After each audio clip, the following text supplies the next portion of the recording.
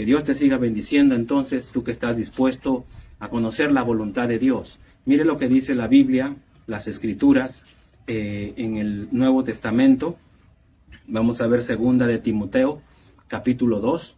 Ahí la palabra del Señor nos va a dar unos consejos acerca de nuestra vida espiritual, de nuestra fe, cómo debemos seguir en todo tiempo, en toda circunstancia.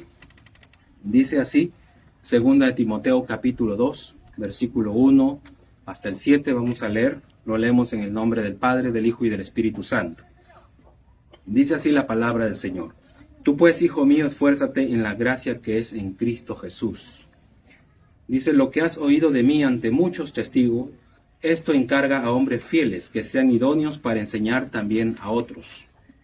Tú pues sufre penalidades como buen soldado de Jesucristo. Ninguno que milita se enreda en los negocios de la vida a fin de agradar a aquel que lo tomó por soldado. Y también el que lucha como atleta no es coronado, sino lucha legítimamente. El labrador, para participar de los frutos, debe trabajar primero. Considera lo que digo, y el Señor te dé entendimiento en todo. Amén. Es la palabra del Señor. Oremos un momento. Señor, gracias. Gracias por tu palabra. Al leer las Escrituras, tú nos muestras, Señor, tu voluntad. Al leer las Escrituras, tú renuevas nuestra mente. Al leer tu palabra, tú nos guías, Señor amado. Tú guías nuestras vidas, Señor. Que tu Espíritu Santo nos conceda, Señor amado, crecer en tus caminos, fortalecernos en tu palabra. En el nombre de Jesucristo. Amén. Amén. Gloria a Dios por la palabra del Señor. Este pasaje entonces pertenece a un libro. El libro es Timoteo. Y es la segunda carta a Timoteo, ¿no? La segunda carta a Timoteo. Ya Pablo había escrito una primera carta. Así como hoy en día estamos comunicándonos a través de las redes sociales, ¿no? Antiguamente se usaban estas cartas llamadas epístolas y no demoraban días, demoraban semanas, meses a veces en llegar a su destino, dependiendo del lugar donde se encontraban. En esta ocasión, Pablo se dice que está en prisión. Según datos de la Biblia y según la historia, él está preso. ¿Por qué está preso? Está preso porque está acusado de ser una persona antisistema o revolucionaria que causa problemas en Jerusalén. Lo han llevado hasta Roma. Y desde allá, él estando preso, escribe estos consejos, escribe estas verdades. Y no es la única carta del apóstol Pablo, hay varias cartas que él va a enviar a la iglesia del Señor. ¿Cuánto demoraría, verdad, en esos tiempos? Yo recuerdo cuando enviaba cartas, manuscritos a mis familiares, demoraba 3 días acá en el Perú. Bueno, en los días del apóstol Pablo a la distancia que estaban, tenían que demorar un buen tiempo, ¿no? Tenía que cruzar el mar, no solamente por tierra. Eso demoraba mucho, a veces le demoraba meses, y finalmente llegaba, ¿no? Pero esta escritura tiene algo particular, tiene la gracia de Dios, tiene la inspiración divina. Porque si bien se dirige a personas o en momentos históricos, tiene el poder de ayudarnos, de bendecir nuestras vidas, de transformarnos, de guiarnos. Por eso vemos en ella el testimonio de Dios, del Espíritu Santo. Mire, ¿por qué le comento esto? ¿Por qué le digo esto? Para que entendamos un momento en qué circunstancia está viviendo el apóstol Pablo y Timoteo. Timoteo no está viendo directamente al apóstol, están muy lejos. Se comunican a través de las cartas, ese es su medio de relacionarse a la distancia. Hoy nosotros nos relacionamos por estos medios. Estos medios vienen a ser los medios de comunicación actuales y estamos a distancia.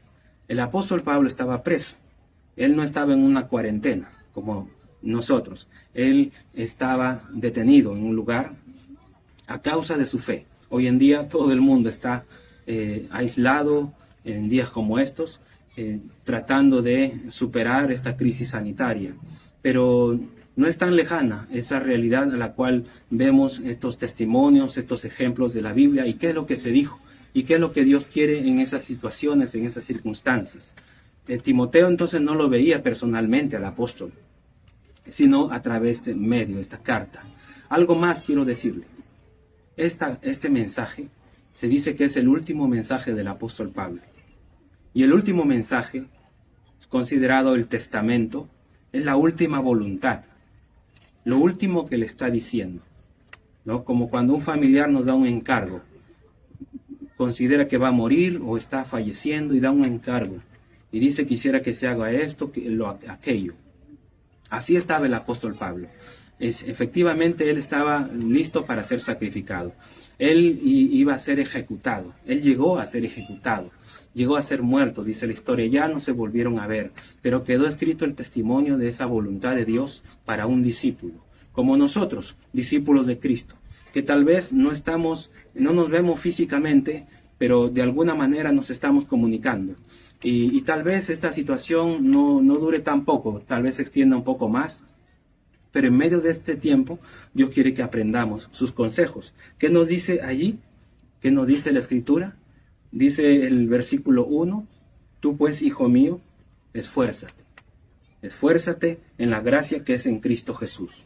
Pablo se le dirige a Timoteo como un hijo espiritual, porque en la iglesia de Cristo es una familia.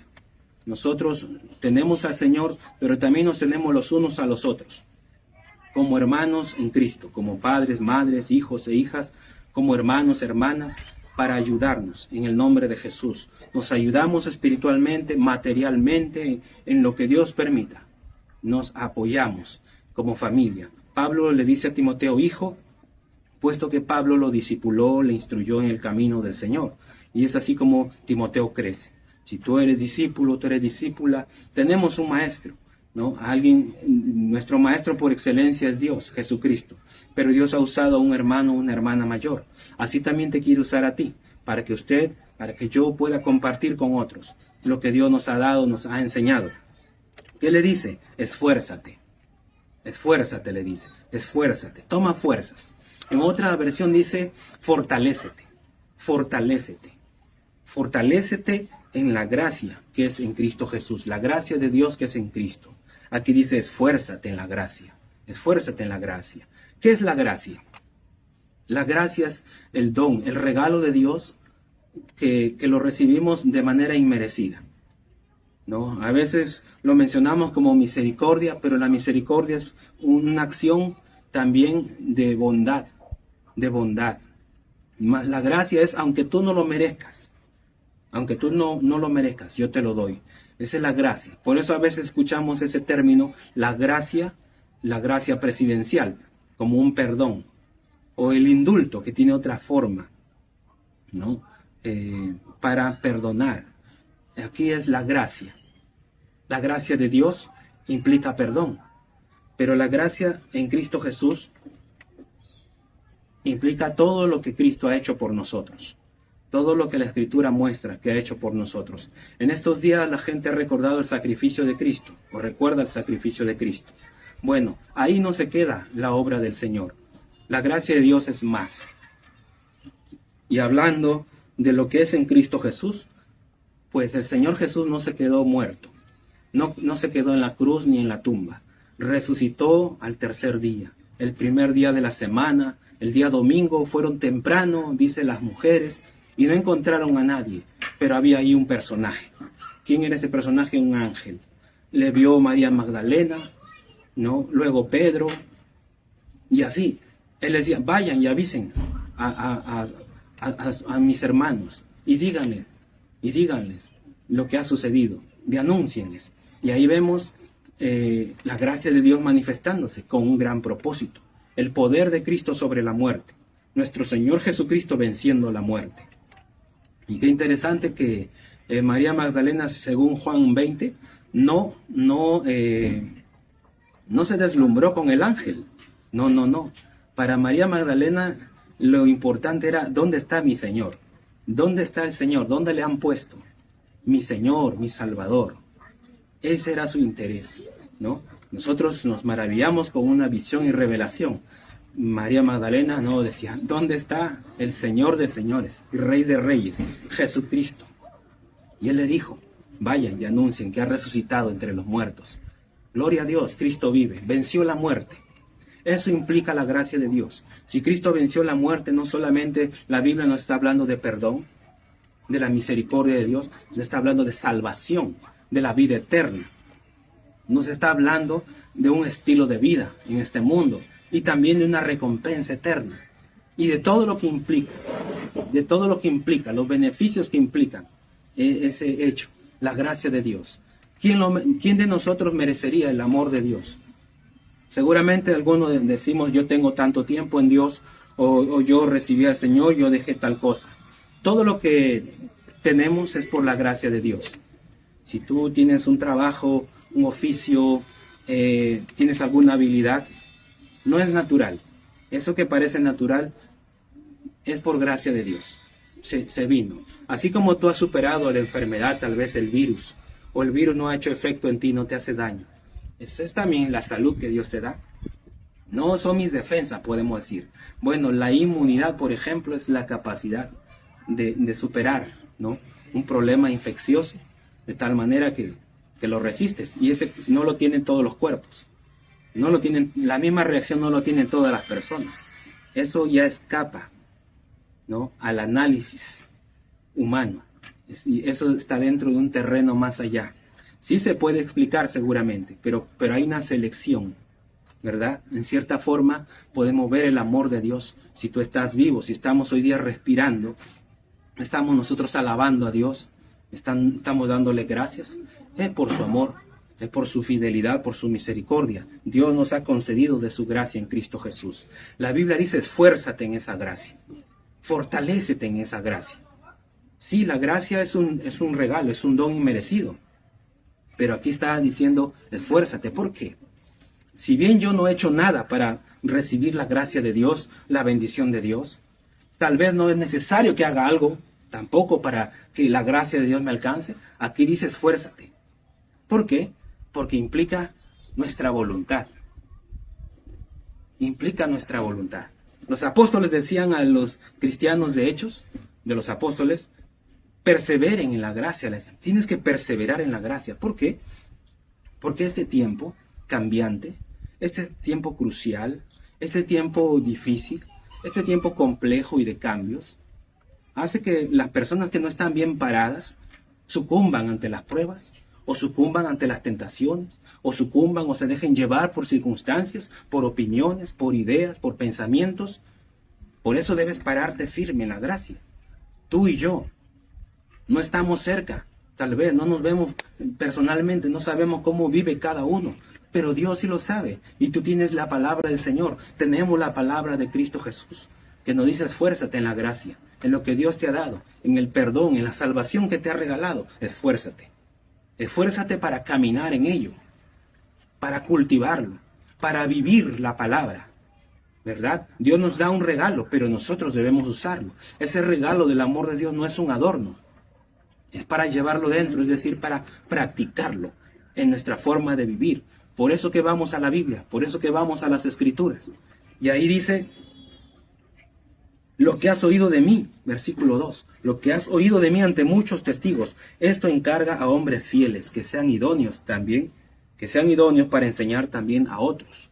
Pablo se está preocupando de que esa gracia que ha recibido, eso que tú has visto en mí, dice el apóstol Pablo, eso que tú has atestiguado en mí, encárgalo a otros. ¿Qué cosa es eso? El evangelio, la palabra.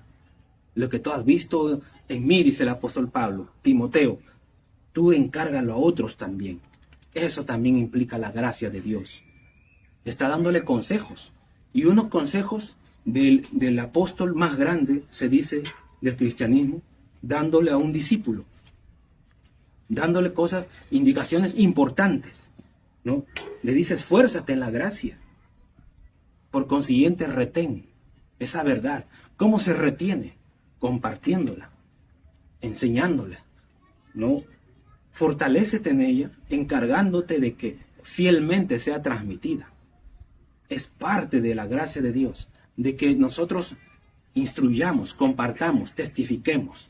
Por eso que tú y yo estamos escuchando la palabra de Dios, porque alguien nos enseñó, porque alguien nos instruyó. Pero no solamente es cuestión de compartir, sino de vivir, de experimentar. Yo no puedo gastar mi tiempo hablando de algo que no puedo estar viviendo. No podría. Sería una pérdida de tiempo. Pero la palabra de Dios es viva. El Cristo de la Biblia es un Cristo vivo, el cual tú has escuchado, has leído. Por eso a veces vemos testimonios, hablamos de fe, porque el Cristo de la Biblia no ha cambiado. Es el mismo de ayer, de hoy, por todos los siglos. Él está obrando en el mundo. Él sabe cómo se manifiesta, cómo responde, cuándo y por qué da determinadas respuestas. Gloria a su nombre. Gloria a Dios que nos da la vida y nos da la oportunidad de poder conocer su reino. Entonces tú has conocido al Señor. Tú conoces el Evangelio. No sé qué tiempo, cuánto tiempo estás escuchando la palabra de Dios. Ahora, dice la Escritura, esfuérzate y trata de tú retener esa verdad. Cultívala. Encárgala también a otros. Compártela con otros. Escuchábamos de compartirlo con nuestra familia, los que están cerca de nosotros, nuestras amistades. Tal vez la vida social va a cambiar, de hecho, pero de alguna manera podemos comunicarnos con la gente que está cerca de nosotros. Y cuando nosotros hablamos del Señor, nos fortalecemos en el Señor. Dice Romanos 1:16, el Evangelio es poder de Dios, es poder de Dios. La palabra de Dios es poder. Encarga a hombres fieles. ¿Qué cosa? De que se sepa esa obra completa de Cristo. Jesús no se quedó en una estampita. Jesucristo resucitó de entre los muertos y vive para siempre. Esfuérzate en esa gracia. Tú no estás siguiendo una religión más, tú estás siguiendo a un Dios vivo, que venció la muerte, que resucitó al tercer día. Por eso le alabamos y le adoramos. Nos preparamos para encontrarnos con Él por segunda vez. Gloria a Dios por ese privilegio, por esa bendición que nos ha concedido Dios. Dice también, tú pues sufre penalidades como buen soldado de Jesucristo. Un buen soldado no es el relajado, el buen soldado sufre penalidades. El buen soldado de Jesucristo sufre penalidades. No, que yo pensé que todo era, no había problemas. Por supuesto que hay problemas. La diferencia es que no estamos solos. Dios va en nuestros corazones, en nuestras vidas. No estamos exentos a los problemas que suceden en todo el mundo, si usted se ha dado cuenta. Pero hay una diferencia. Cómo miramos las cosas, cómo las asumimos, cómo las enfrentamos. Cómo nosotros resolvemos nuestros problemas. De qué manera nosotros continuamos viviendo en amargura o tal vez declarando libertad en nuestro camino. Vamos nosotros en aflicción o tomando la promesa de Dios, la esperanza viva que Dios nos ha dado. ¿Cómo caminamos nosotros? ¿En angustia o con fe? ¿Cómo estamos nosotros enfrentando las necesidades de hoy en día? Las diversas necesidades que se puedan presentar. Gloria a Cristo Jesús. Sufre penalidades. Entonces, un buen soldado de Jesucristo, un buen discípulo, una buena discípula del Señor Jesucristo, debe saber que se va a enfrentar a penalidades. Un mal discípulo de Cristo tal vez no. ¿Por qué? Porque no, se va a confundir. Como alguien dijo, el murciélago no se sabe si es un ave o es una rata. Puede confundirse con una rata como con una ave cuando sale volando. No se sabe qué es. Hasta el color se parece. Pero un verdadero hombre o mujer de Dios sí se distingue por su testimonio. Y un verdadero hijo, una verdadera hija de Dios va a encontrar a veces presión, dificultad por quienes se oponen. Por ejemplo, en este tiempo, que tratan de confundir a la sociedad, a la humanidad, con este cuento, con esta ocurrencia, con este capricho de la ideología de género, donde se trata de confundir a la nueva generación de que pueden escoger el sexo y que lo que nacieron no es suficiente y no es todo. Pueden optar por lo que quieren desde corta edad, quitándole una potestad, un derecho a las familias de orientar a sus propios hijos, sin esperar la capacidad o la independencia y la madurez para que cada uno decida, sino desde corta edad se empieza a inculcar estas filosofías y otras cosas que aparecen en este tiempo. Entonces, un verdadero hijo de Dios, una verdadera hija de Dios con criterios espirituales, morales, con principios bíblicos, va a tener una opinión muchas veces contraria. Por esa opinión va a encontrar problemas. ¿No? Escuchaba a un amigo médico cristiano que a él lo tienen en puestos importantes porque es de mucha capacidad es de mucha capacidad este hermano en Cristo, y tiene muchos enemigos, pero no lo sacan. No lo sacan porque él tiene capacidad, es muy inteligente. ¿Y por qué digo no lo sacan? Porque le han manifestado su disgusto debido a los consejos que él da. Él promueve, comparte Biblias en los hospitales y donde se le ha designado en el trabajo. Así, en distintos puntos, cuando hay un hijo, una hija de Dios que testifica del amor de Dios, no siempre va a recibir aplausos. Va a encontrar también reveses, empezando desde su hogar. Por eso, esfuérzate en la gracia de Dios, persevera. No decaiga tu comunión con Dios. Busca al Señor. A veces, aún los que te enseñamos la Biblia, podríamos de repente un día no aparecer. O tu líder, o tu consejero, tu consejera, tu amistad en Cristo. Pero eso no cambia las cosas, mi amigo y mi hermana. Simplemente tu mirada tiene que seguir en el maestro de maestros, en el consejero de consejeros. Tú tienes a la Biblia, tú tienes a Dios contigo. Anima más bien a ese discípulo, ese líder. No te sorprenda que hay líderes, que hay ministros que han dejado la fe por cosas banales en este tiempo conflictivo o difícil. Más bien tomemos nosotros nuevas fuerzas en Cristo Jesús y sigamos adelante. Sigamos testificando del amor de Dios, del reino de los cielos. Entonces resiste toda presión que se pueda presentar. Aquí la Biblia compara a un buen hijo de Dios a un atleta, a un agricultor, a un soldado, ¿no? Eso, tanto el atleta, el soldado, como el labrador, el agricultor, son gente que se caracteriza por la disciplina. Su vida es esforzada, pero esta gente es disciplinada. Su vida requiere trabajo, dolor. Pero, ¿cómo lo hacen? ¿Cómo se sobreponen? ¿Cómo es que llegan a ser lo que son? Porque son disciplinados, perseverantes, son esforzados. El labrador, tú no has visto un labrador que se levanta a las 9 de la mañana, jamás. Labrador, las 5 de la mañana ya, más o menos ya, para él ya salió el sol ya. El atleta es disciplinado. El soldado, lo mismo, tiene un régimen, un estilo de vida que no se mezcla con lo civil, tiene disciplina. Entonces son características que deben acompañarnos. Nosotros debemos autodisciplinarnos, autoformarnos bíblicamente, autoprepararnos. Debemos autoentrenarnos, buscar el rostro de Dios, autoministrarnos. Yo me examino a mí mismo y veo cómo estoy, en qué estado está mi vida espiritual. Y si la iglesia no organizó una acción espiritual, llámese ayuno, vigilia, yo lo puedo hacer. Por supuesto que sí. Doblo mis rodillas, invoco el nombre del Señor. De repente mi líder no lee la Biblia. Yo lo voy a leer. ¿Acaso mi líder me lleva al cielo? Jesucristo es mi Señor. Yo voy a leer la Biblia. Voy a hacer mi devocional personal. O tal vez vi un mal ejemplo. ¿Cuándo acá las personas han sido nuestro ejemplo? Nos han decepcionado muchas personas, pero Jesucristo nunca nos ha decepcionado. Siempre nos ha hecho favores. Nunca nos ha dejado. Ha suplido todas nuestras necesidades. ¿Cómo no seguir alabándole?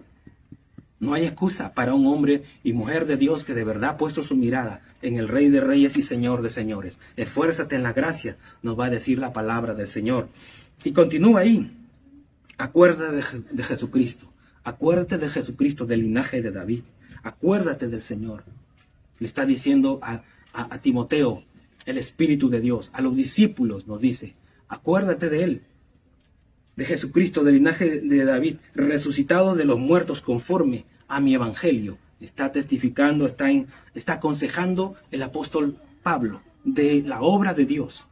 La obra de Dios, tanto en él como en el discípulo. Entonces un día nos vamos a encontrar. Un día vamos a ver los frutos. Vamos a tener la recompensa, los resultados de esa actitud, de esa constancia, de esa disponibilidad para siempre confiar en Dios. Tal vez las cosas nos tocaron sufrir, no solo a uno, a muchos, ¿no? Hace unos años, cuando falleció una líder, pues algunos nos sentimos muy mal, ¿no? Pero mire hoy en día, cuánta gente buena y mala muere. El asunto es cómo mueren, cómo parten, porque todos vamos a morir un día. ¿Cómo va a ser ese día?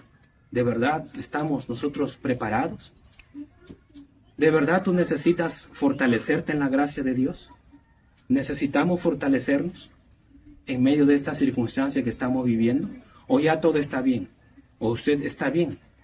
Tal vez por ahí le han dicho, bueno, lo que pasa es que has escuchado voces y ruidos por ahí, que te dicen, no es necesario, ya es mucho, ¿por qué tanto? Mira tu negocio, mira tu trabajo, mira lo otro. Bueno, eso no es nuevo.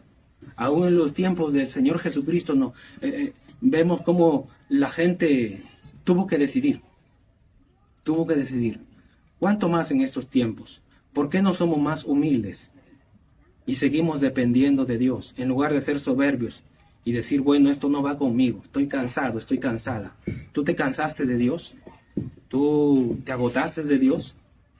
Dios no se cansa de perdonarte y de ayudarte. No se cansa de extenderte la mano cada día. Siempre va a estar ahí. Siempre va a estar atento.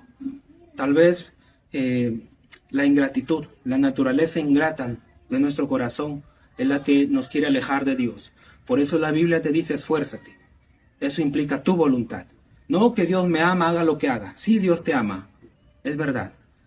Hagas lo que hagas, ten cuidado.